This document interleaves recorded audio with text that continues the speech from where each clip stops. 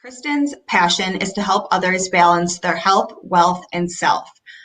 We can only control what we eat, how active we are, and what we are spending, especially in a world with so much uncertainty. Building self confidence in what we can control empowers us to see opportunities otherwise often overlooked during our daily lives. No question is ever too insignificant, and planning is not about how much money we have saved in retirement. It is about what life decisions are made along the way. Having a plan is great. However, real-time financial planning, supported by a diverse team of specialists who care, make it achievable, just like Dr. Barb was saying. Yeah. So Kristen, we are so happy to have you here today. And before I give you the floor, I just want everyone tuning in to know to comment in any questions and we'll get those covered for you. So I'll give you the floor.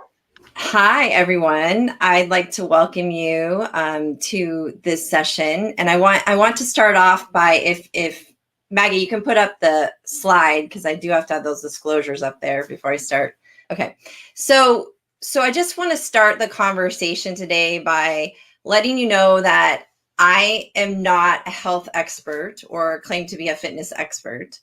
The topic today is based on my own experience with clients over the last 10 years. I've dedicated myself and into helping women who are going through different stages in life.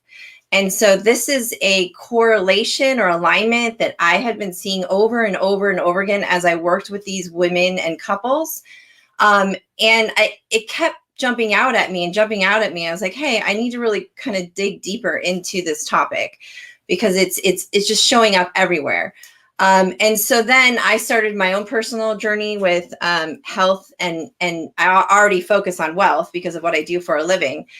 And I started to interview individuals experts in that area. And I started to put together that these two topics together align.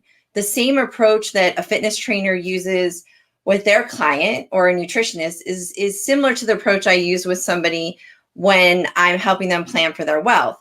So then I came up with this concept of, if we add the two together and we put the right people together, could we affect success and progress by putting these people together using those approaches and complementing each other in our profession? So hence the title, Why Health and Wealth Equal Perfect Sense.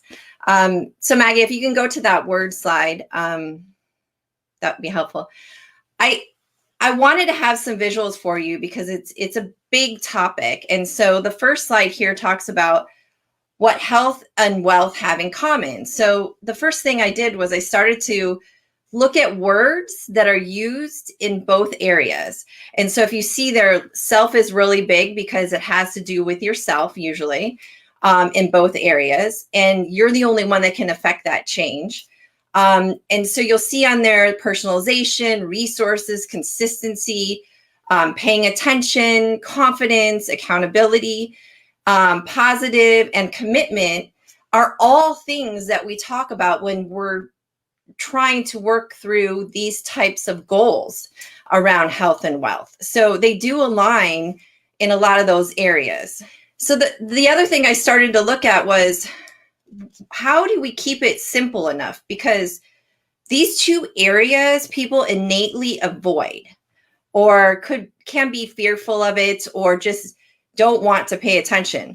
And so I started to look at balance and what do we actually personally have control of. And it was interesting because I started with that life balance wheel that you see a lot of times when you're working with coaches, where you're trying to affect balance in all of those areas. And the goal is to have a perfect circle running through all those sections, which there's a lot of things that influence, your career.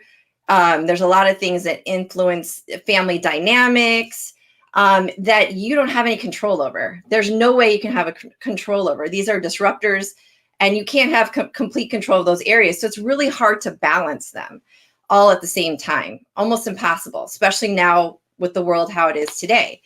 So on the right side, I looked at food, fitness, and finance, which we can control what we spend. We can control what we eat and how we eat.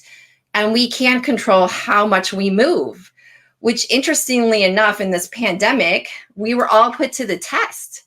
We were all put to the test because all of a sudden, everybody was on the same plane and couldn't do the normal things. They couldn't go to the gym. They had to come up with creative ways of moving. And, you know, their spending also changed because they weren't spending on things, but they had expenses in other areas. So we can control these things. And the concept is, how can we pay attention enough to each one of those areas to affect a balance or to reach a common goal down the road. And that's where this whole process of me exploring and looking at how these things intersect began. These aren't all the obstacles that they have in common, but I just gave you a taste of when you're looking at health, people can be fearful of going to the doctor. Just like when you're looking at wealth, you can become easily overwhelmed with the topics because it's pretty foreign to most people unless you're in the field like I am. The second is in health, you know, one of the excuses or obstacles is you're too busy to take the time.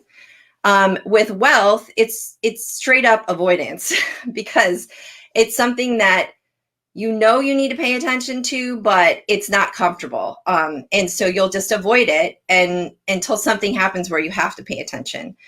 In health, you see anxiety. People could eat due to anxiety.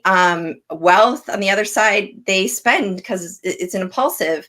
There's an impulse there to do that. There's all kinds of reasons behind that, why people do this, why they have anxiety, but you can see there's similar obstacles to overcome. And then the last thing I have on there is lack of knowledge and lack of confidence. So those are interchangeable, but the lack of knowledge and lack of confidence, you know, when I start working with clients in the financial sense and try to build their self-confidence, those things are easily overcome because if you have a trusted professional or a team of professionals, they can help you get through that. But the other things above the list, those are things that you have to overcome by making it more of a positive relationship with these two things. So habits. Habits are interesting. The 10 years that I've been working with clients and couples on affecting change and progress and setting goals, I mean, habits always get in the way and they seem to evolve over time. Habits that begin or form when you're a child can carry through your adulthood and they can morph. But a lot of times as you age and you get to that point in time when you're heading into retirement, those childhood habits or habits that you have with money or wellness kind of come to the surface stronger because now you are reevaluating everything. And sometimes what happens, and I see this in a lot of couples, is that's when you really see the difference in their relationship with money and health is at that time. And it does, when you're under that stress of knowing you don't have a lot of time to make that progress, and you really need to pay attention, it can cause some pretty significant conflict if those habits aren't acknowledged and you don't communicate with each other on why you feel this way. It's a bit of therapy in a sense. And when I, as an advisor or like a fitness coach, when we're trying to affect change or habit change, you have to have a mindset shift. And unless those habits are acknowledged and it's put into a positive environment where you're given tools and tips and resources to overcome those habits so that you can have that mindset shift, it's almost impossible to keep that shift long term. And so when you're working with somebody in wellness, or you're working with somebody with, you know, wealth or money, making that habit change takes a while because there's a lot of things that have to come to the surface, and they align together. So the theory here is if you have the right team to go through those habits from the wealth side and the wellness side, then you should be able to affect stronger change and be able to hold it long term.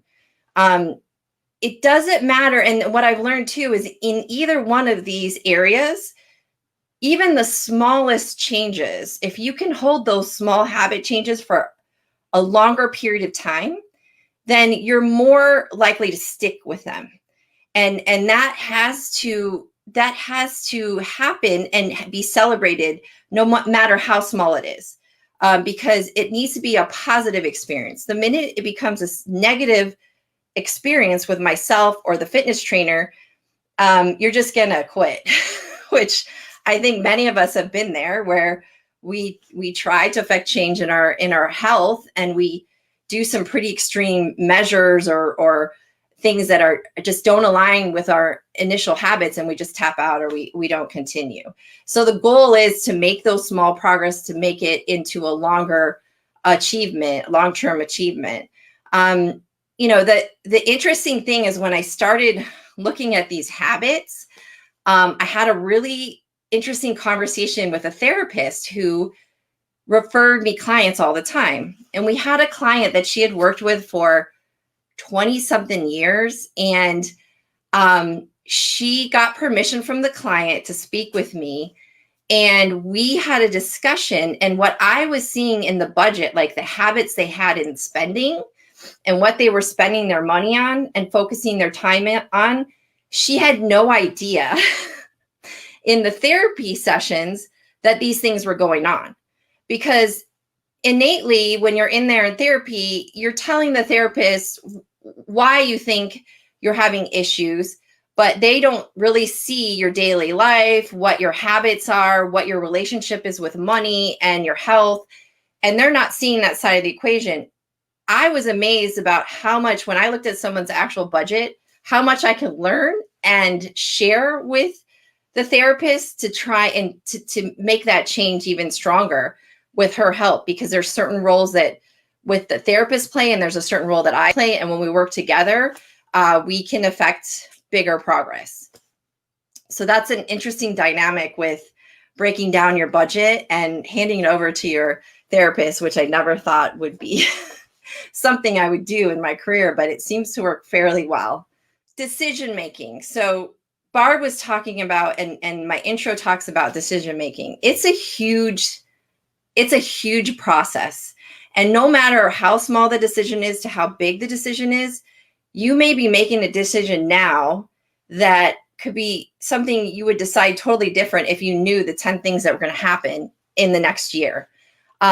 So I basically try to keep it as simple as possible when I talk to my clients. Is, the old saying that says saying yes to one thing means saying no to something else. If you stay true to this, then you will be okay when the 10 other things happen during that year, because you've stayed true to this, and you'll be able to weather those disruptions and those challenges. If you talk to a trainer, a fitness trainer, or a nutritionist, they have the same process. If you say yes to actually something you eat, but you're going to have to, and you take a little bit of a luxury and add something to your diet, you're probably going to have to say no on the other side of the coin. Same with the fitness training. If you have a certain amount of time you're supposed to move, but you skip a day, you may have to say no to something else. So it's the same type of messaging across all of it, which shocked me until I started to explore it further. On top of that golden rule that I just showed you, whenever you make a decision, there's always emotional wealth. Okay, so this is something that goes across both areas as well. So when you make a decision about your health or your financial self, there's always an emotional component to that decision.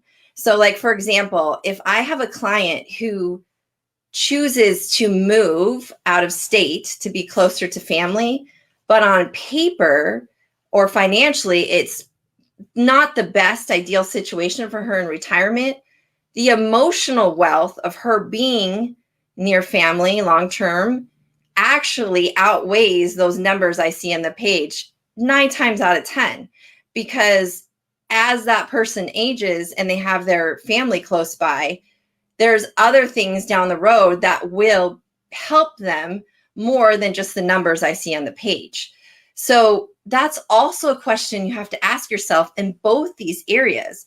If you choose to spend something on a higher dollar ticket item, you have to also evaluate the emotional wealth you're gaining from that, and decide whether it's worth it or not.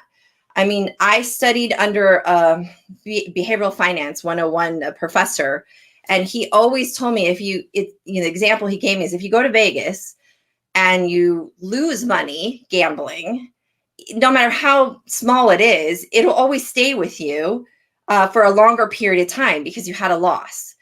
And then if you had a win, if you won $1,000 on the gambling table, and you go and you buy a luxury item right in that spot, that exuberance or that pleasure that you get is it's very short lived.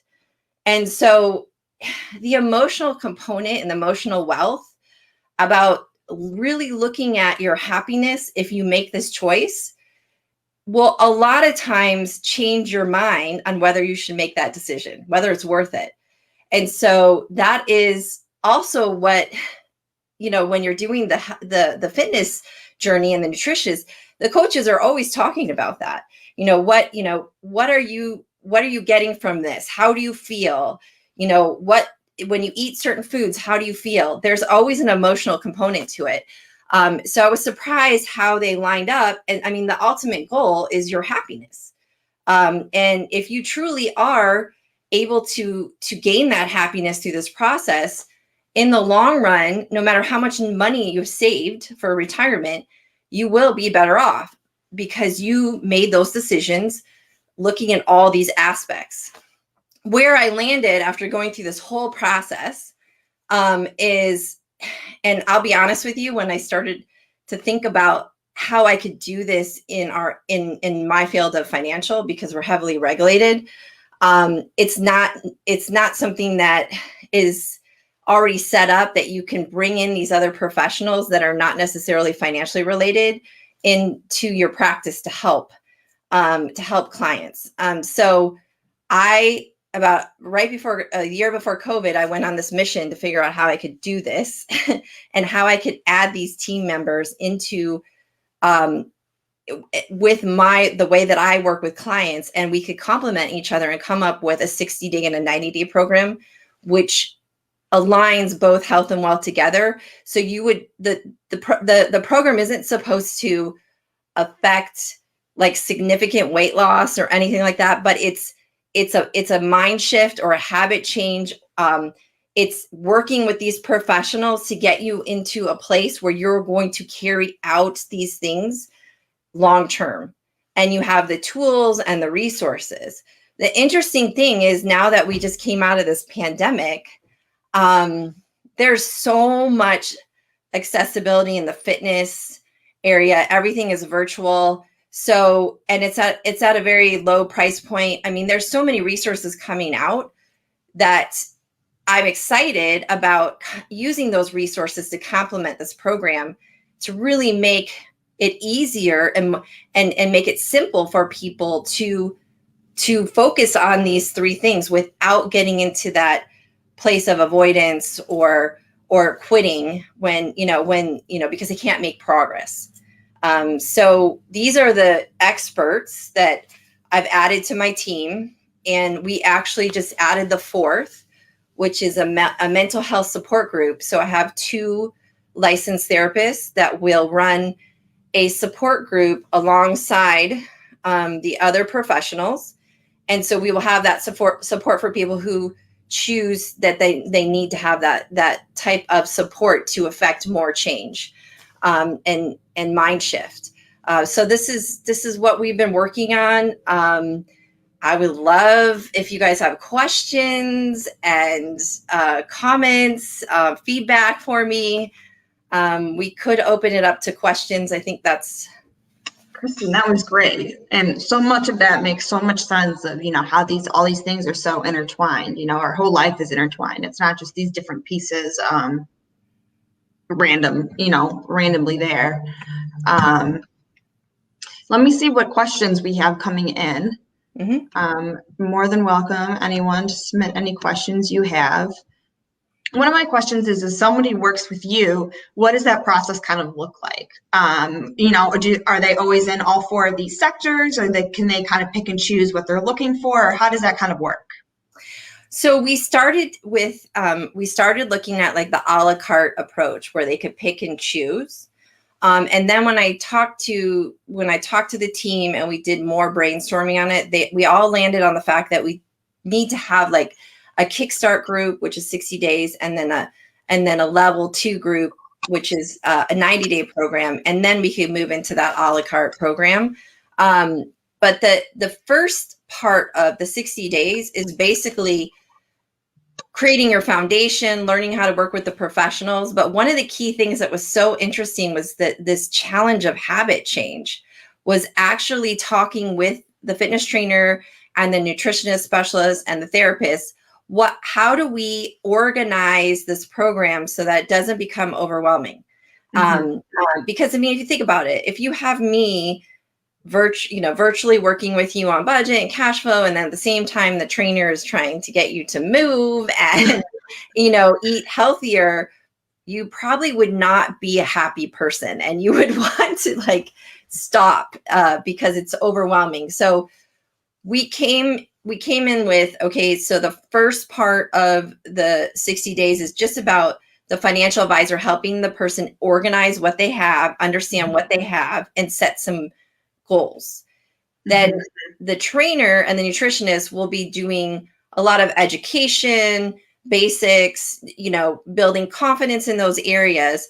And then when we get to the level 2 program, the financial side is intensified a bit. There's more planning. I will have the fitness trainer still has 60 days and the nutritionist still has 60 days in there, but I have an actual 30-day window to work with them on the financial side and actually making a plan and making how they're going to implement these goals.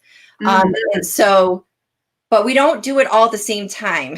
So I try to do my stuff on the front end or the back end and give the trainers and the nutritionist people the bulk of the time in the middle to really work with them on habit change and mind shift. Because if we're all doing it at the same time, like I said, it would just cause a shutdown. I think that's right. Exactly. And I love how you were mentioning that, you have to do these small, reasonable things and really appreciate those successes. We can be so hard on ourselves when it's like, oh, we blew it, and it's terrible, but it's like, okay, yeah, I had a bad day. Yeah. Let's keep going. It's so important to do that, which I love how you brought that up. Right. And I think when I talk to other women, especially ones that have gone through life transitions, whether it be a divorce or widowed, it's such a shift in their lives that, they don't want to be judged at all. Right. They want to be celebrated. And that's the cool thing about working with the fitness trainer and the other professionals is they know how hard it is to make habit changes. If you're a financial advisor like me that works on budgeting cash flow, not all of us do that. It is time consuming. You really have to dig in deep to help the client and affect that change.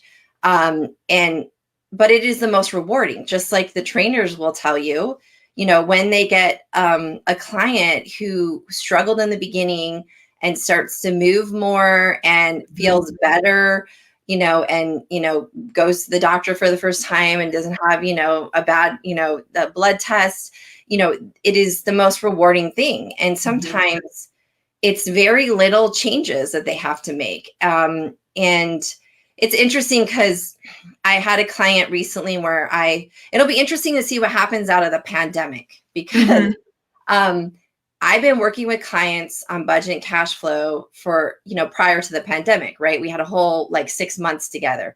Then the pandemic happened, and those clients who had already made some of that mind shift, they really pushed it forward, the agenda in the pandemic, because they couldn't, they didn't have to spend their money. And I've had some clients who we thought it was going to take 18 months to pay down debt, and it's taken half the time to get them to their goals.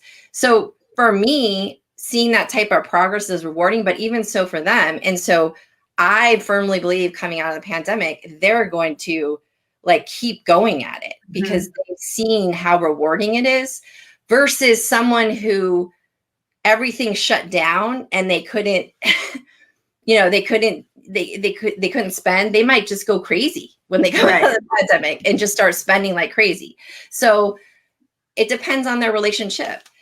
Same thing with fitness. If you, some people got really, really fit in the pandemic and they, had so much extra time because they were at home and they were really disciplined. And some people went the complete opposite. They thrive in a gym environment with classes and so doing it at home is not something that they wanted to do. And so getting back on that horse is it's so interesting how we all kind of got a pause button and then now it's a reset button. And what is everybody going to do with that? And how are you going to, and that's why this program that I've been talking about, and it's been in my head for so long, is I think pretty significant because, if you have the right people around you and resources, you should be able to hit those goals and keep them long-term and do it yourself. That's awesome.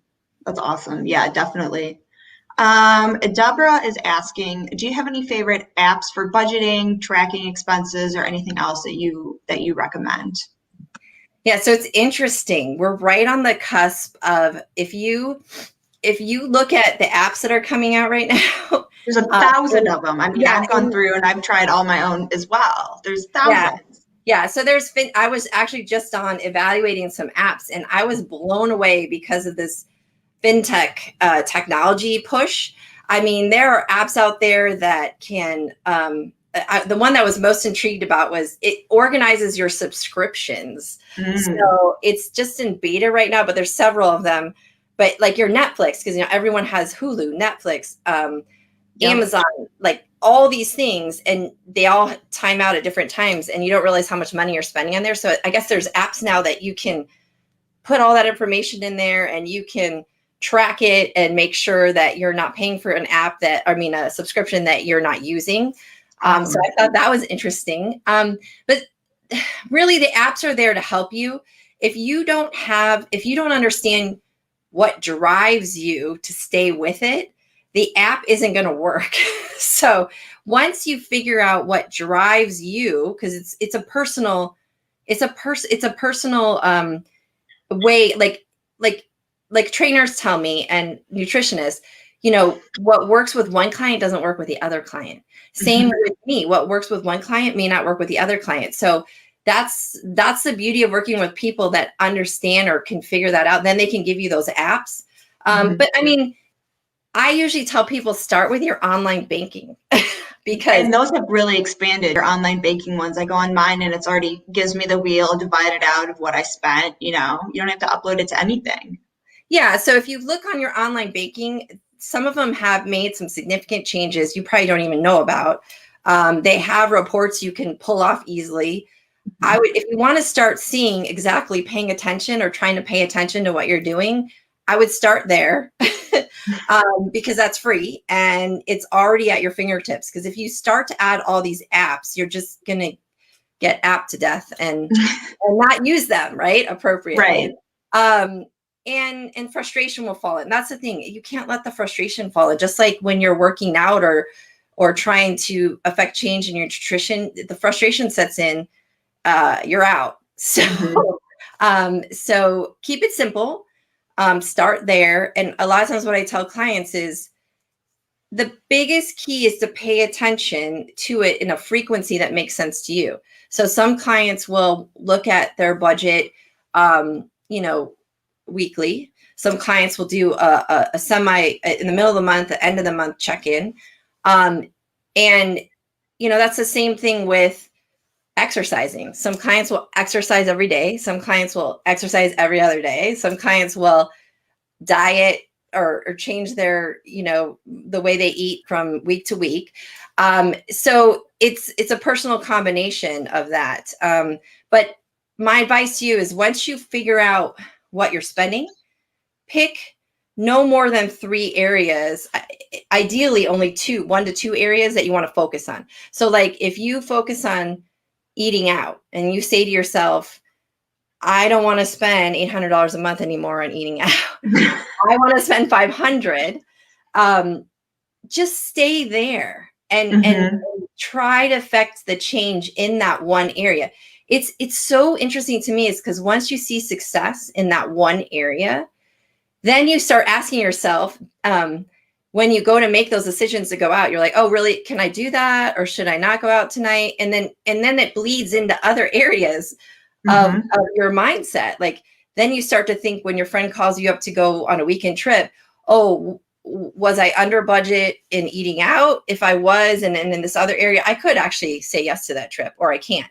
That's that whole concept of for every yes, there's a no right around the corner. But once you start having that positive relationship with your budget, which is usually a bad word, it's not scary anymore. It's not, it's not something that you avoid. It's not something that you shut down on. It becomes something that you look forward to. Definitely. It's really empowering. And I mean, even in like business and stuff, it's always like know your why and have your why and what drives you and like why you really want to save this money, not just to be like rich, but like I want it so I can take me and all my kids to go to Disney and have like that family trip or whatever, very specific, which is great. Definitely. Well, it will be interesting when we come out of the pandemic because people will have different values for things, right? And I did a little bit of research before this call because all of this is basically through my experience and my journey with other clients. But there's studies out there that show that if you make less income, your health is usually not so good. Like you have other issues because your income. But there's a tipping point when on the other side, when you have more income and more materialism in your life, it becomes more complex. And then you have stress and then your health suffers because of that. So the interesting thing is, how do you get to that happy place? How do you get to that middle? And it's really about what fits for you and how you can what can you really control? I mean, there's not a lot of things you can say in life we can control right now. Kristen, I love this. I love everything you had to say. And I think you're really a visionary in this area where you're really entwining or interweaving these two really major focuses. And I think they're two focuses that women have a lot, right? I mean, we're always talking about our weight, our health, the latest fad or whatever, but now we need to start incorporating the alignment with our money and our financial decisions. What is your typical client that comes to a group like this? Like, who is that person? These are people that are, the first level the group that we run is, for beginners, complete beginners. Like the trainers have been told, when they start out with the fitness training and the messaging, that it has to be at a level that's digestible, positive. And so the typical client that comes in is, they're really struggling with their finances. They feel like they're not making progress, or they need to start, like, get on that horse. And then it's coupled by those habits is coupled by their fitness and their health. And they're recognizing that, they need to start somewhere, and they don't know where to go because, especially now with what's going on, they feel like they don't have enough money to go to a financial advisor, right? Because they're all about investing. Not all of us. I mean, that's why it's great to be independent, because that's not where I choose to practice. But I mean, a lot of people have misconception about that area. And so it's just to get them to start. Like these people have realized that the clients that come to us have realized that they need to start this, and it's time. And the changes do happen with the right people around them. And it's something that it's a choice, but it's usually because they've either had something happen or they have realized that it's time. They just can't do this anymore. Yeah, they're ready. They're ready. And it takes a lot of courage, I think, too, to step into a group like this and say, I need to really address these issues. I mean, you have to be very brave. And I love the fact that you have all these experts in these different kind of focus groups around finance, around wealth, around nutrition, and the mental kind of capacity to manage all that and bring that in. So I think everything you're doing is fabulous. I really want to make sure we're learning more over and over about what the outcomes are on all of these groups and how maybe you could build this, model out for other groups as well. Because I think it's great, especially coming out of pandemic. I think people are more aware of lots of things, especially the fact that they were not financially fearless and that they really need to be. So thank you so much for your time today. It's really, really terrific. You're welcome. Thanks for having me. And I want to wish Happy Mother's Day to all those moms out this weekend. Yeah. Go moms. Yeah, go moms. Moms are great.